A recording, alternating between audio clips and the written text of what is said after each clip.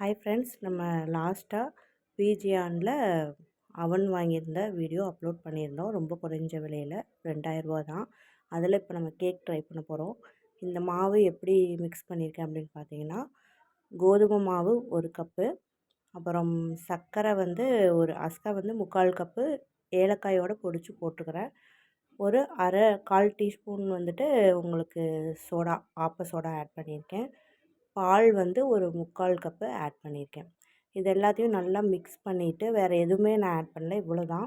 நீங்கள் பால் நல்லா மிக்ஸ் பண்ணிவிட்டு இந்த கன்சிஸ்டன்சிக்கு நீங்கள் வர மாதிரி நீங்கள் மாவு இந்த மாதிரி பதத்துக்கு இருக்கிற மாதிரி நீங்கள் இது பண்ணிக்கோங்க. ஒரு பவுல் எடுத்துக்கோங்க. நான் சில்வர் பவுல் தான் எடுத்திருக்கேன்.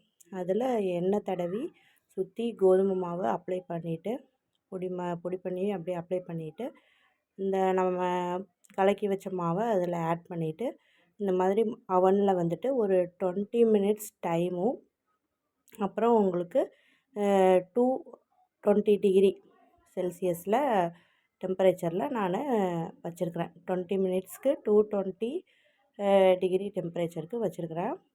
அது குக் முடிஞ்சோடனே நம்மளுக்கு பெல் அடிக்கும். நம்ம வந்து எடுத்து பார்க்கலாம். இப்போ குக் ஆயிடுச்சு. இப்போ எடுத்து பார்க்க போகிறோம்.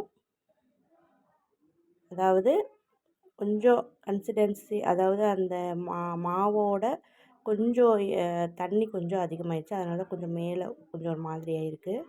ஆனால் கேக் வந்து உள்ளே ரொம்ப சூப்பராக சாஃப்டாக ஃப்ளஃபியாக சூப்பராக இருக்குது. ரொம்ப பெரிய கேக்காக வந்துருச்சு. 1 கப் கோதுமை மாவுக்கு இந்த அளவு பெரிய கேக் வந்திருக்கு. எதுவுமே நான் ஆட் பண்ணல. கோதுமை மாவு, சோடாப்பு, அப்புறம் நம்ம பால், அஸ்கா, அவ்வளோதான். பாருங்கள், சூப்பராக செம்ம சாஃப்டான கேக்கு.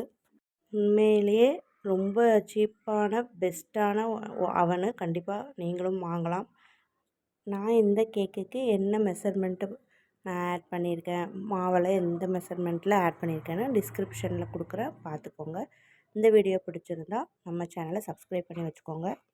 அப்போ தான் நான் அப்லோட் பண்ணுற வீடியோ உங்களுக்கு நோட்டிஃபிகேஷனில் வரும். தேங்க்யூ.